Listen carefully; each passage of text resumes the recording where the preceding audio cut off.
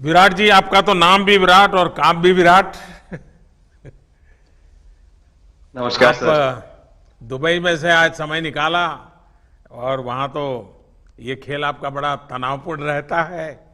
उसमें भी आपने और अपनी भागदौड़ भरी जिंदगी में अभी जो फिटनेस रूटीन फॉलो करते हैं, मैं जरूर चाहूंगा, देश भी जानना चाहेगा, क्योंकि नौजवान आपको आपकी हर गतिविधि को देखता है, ये आपको कैसे मदद करता है। पहली बात तो बहुत बहुत धन्यवाद सर यहाँ पे हम सबको बुलाने के लिए।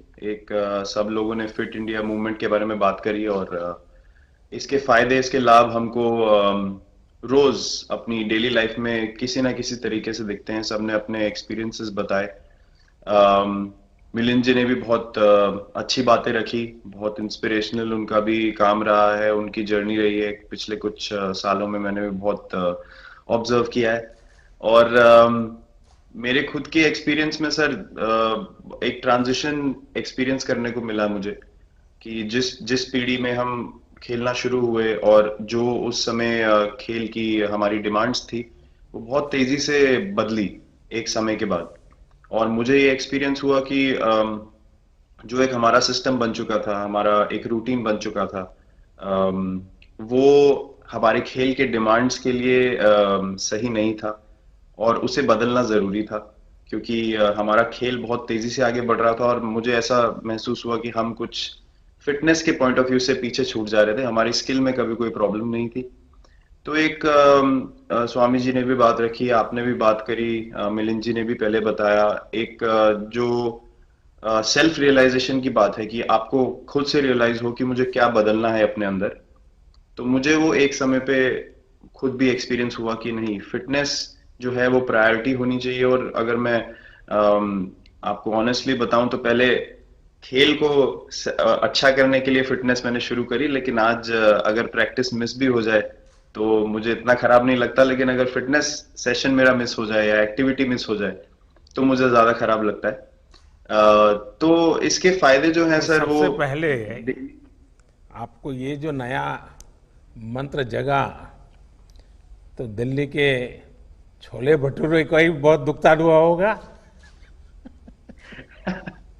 बहुत ज्यादा सर। मतलब जो अभी हमने थोड़ी देर पहले बात करी कि हमारा जो नेटिव डाइट है, एक जिस रीजन से हम आते हैं उसका जो हम वो खाते हैं, उससे कभी मैंने कभी एक्सपीरियंस नहीं किया कि हेल्थ इश्यूज हुए हो या किसी को कोई बीमारियों का सामना करना पड़ा हो। मेरी खुद के एक्सपीरियंस में मेरी नानी, मैंने बहुत समय तक देखा, इतनी ज्यादा उम्र में भी उनकी हेल्थ हमेशा ठीक रही। हमेशा उन्होंने घर का सिंपल खाना खाया। तो मैं जब पला बड़ा तो शहरी खाना, मतलब बहुत ज्यादा बाहर का खाना होता था। खेलने कूदने जाते थे तो आते जाते बहुत सारी चीजें ऐसी खा ली कि जो हेल्थ पॉइंट ऑफ व्यू से अच्छी नहीं है। तो डाइट का भी एक बहुत बड़ा कंट्रीब्यूशन था, जो डिसिप्लिन नहीं था। तो वो फिटनेस, फिजिकल फिटनेस और डाइट दोनों चेंज करना पड़ा सर। उस उसकी वजह से ही चेंजेस आने शुरू हुए। और मैं इस चीज से इसलिए रिलेट कर पाता हूँ क्योंकि जैसे हमारे खेल में चेंजेस आए, आज की लाइफ की भी डिमांड्स बहुत ज्यादा हो गई हैं, बहुत हेक्टिक हो गई है लाइफ। तो अगर हम अपनी फिटनेस को उस पेस के साथ नहीं रखेंगे, सिंक में नहीं रखेंगे, तो हम पीछे छूटते चले जाएंगे। तो अगर हम लोग अपनी फिटनेस को नहीं इंप्रूव करते तो हमारे खेल में भी आज हम बहुत पीछे छूटते चले जाते। क्योंकि आप सिर्फ अपनी स्किल पे डिपेंड नहीं कर सकते। आपका जो मेंटल स्ट्रेंथ है, वो आपका शरीर कितना तंदुरुस्त है और आपका दिमाग कितना तंदुरुस्त है, उस दोनों का एक कॉम्बिनेशन साथ में चलता है। तो अगर मेरा शरीर सपोर्ट नहीं कर रहा है जो मेरा दिमाग सोच रहा है, तो मैं जो करना चाहता हूं मैं नहीं कर पाऊंगा। तो मुझे आपके ये छोटे सामने छोटे कैलोरी चेंजेस। कम करने का भी तो चैलेंज रहता होगा और इतना बड़ा काम करने का भी चैलेंज रहता होगा। उसको कैसे हैंडल करते हैं। सर मैंने अभी जो अपने अनुभव में मैंने ये चीज एक्सपीरियंस करी है वो ये है कि खाने के बीच में समय देना बहुत जरूरी है। हम लोग बहुत बार खाते हैं और फिर बड़ी मील के बाद वो छोटा छोटा खाते चले जाते हैं पूरा दिन। तो वो जो हमारा सिस्टम है, उसको कहीं प्रोसेस करने का मौका ही नहीं मिलता खाने को, और रात तक हम खाते चले जाते हैं। तो मैं जब छोटा भी था तो 11:30 12 बजे डिनर हो रहा है, उसके बाद मीठा खा के एकदम सो गए। कुछ एक्टिविटी नहीं, कुछ उसके बाद वॉक नहीं। तो आई थिंक ये छोटी छोटी चीजें जो है जो बहुत मैटर करती हैं कि आप अपने अंदर के सिस्टम को भी कितना समय दे रहे हैं उस खाने को प्रोसेस करने के लिए जो आप खा रहे हैं। अ, तो उसके लिए अवेयरनेस बहुत जरूरी है कि आप किस वजह से कर रहे हैं। आप अपने आप को ओवरऑल फिट रखने के लिए कर रहे हैं या फिर सिर्फ वेट लॉस के लिए कर रहे हैं, जैसे अभी रुजुता जी ने बोला। तो प्रायोरिटी बहुत जरूरी है अपने दिमाग में कि आप आपकी इंटेंशन ठीक होनी चाहिए, फिर अकॉर्डिंगली आपके रिजल्ट्स भी वैसे ही आएंगे बाहर। मैंने सुना है कि इन दिनों टीम के लिए एक योयो टेस्ट हो रहा है। क्या ये कैप्टन को भी ये योयो टेस्ट करवाना पड़ता है कि आपको छुट्टी होती है? और योयो टेस्ट होता क्या है? क्या क्या क्या करना पड़ता है? सर, टेस्ट ये बहुत जरूरी था फिटनेस पॉइंट ऑफ व्यू से। अगर आप ग्लोबल फिटनेस लेवल्स की बात करें तो बाकी टीमों से हमारा लेवल अभी भी कम है, और हम चाहते हैं कि वो लेवल हम ऊपर लेके जाएं। जो एक बेसिक रिक्वायरमेंट है आज की डेट में, हम लोग फोकस करते हैं कि जैसे T20 मैच हो गया या वनडे मैच हो गया, वो एक दिन में खत्म हो जाता है। लेकिन अगर हम टेस्ट मैच की बात करें जो 5 दिन आपको खेलना है, हर शाम को आपको वापस जाना है, अगले दिन फ्रेश आना है, तो उस पॉइंट ऑफ व्यू से ये फिटनेस जो स्टैंडर्ड था वो बहुत जरूरी था। और मैं सबसे पहले मैं ही जाके भागता हूँ, और ये कंडीशन है कि अगर मैं भी फेल हो जाऊंगा तो सिलेक्शन के लिए मैं भी अवेलेबल नहीं हूँ। तो आई थिंक ये सिस्टम और ये कल्चर सेट करना बहुत जरूरी होता है।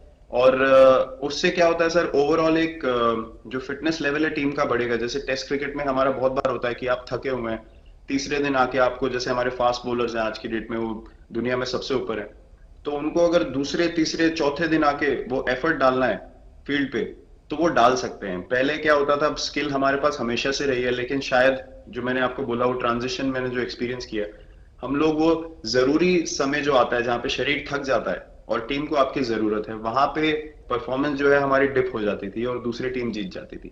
आज की डेट में हमारी फिटनेस की वजह से हम वो जरूरी समय में उस चीज को कैपिटलाइज कर पा रहे हैं और हमारे रिजल्ट्स उसी तरीके से आ रहे हैं। तो एक एक sir benchmark I think elite sports में होना जरूरी है, उससे एक फिटनेस विराट कल्चर जी, बना। मैं देख रहा हूं कि आपका टाइम मैनेजमेंट तो है ही है, लेकिन फिर भी आपकी एक्टिविटी इतनी नजर आती है ना, मैं भी कभी कभी फॉलो करता हूं। कभी थकान नहीं लगती क्या आपको?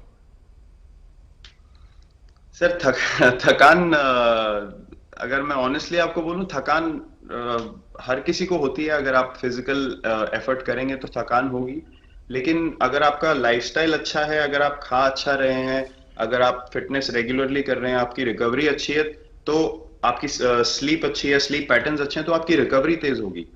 तो अगर मैं थक रहा हूं और 1 मिनट में मैं दोबारा रेडी हो जा रहा हूं, तो वो मेरा प्लस पॉइंट है। तो आई थिंक वो मैंने एक चीज एक्सपीरियंस करी जो बहुत जरूरी हो जाती है। आपका ओवरऑल लाइफस्टाइल कैसा है उसके ऊपर बहुत डिपेंड करता है। विराट जी, बहुत अच्छा लगा मुझे, और मैं आपको, अनुष्का जी को और आपके दोनों के परिवार को निकट भविष्य की शुभ घड़ी के लिए बहुत बहुत शुभकामनाएं देता हूं।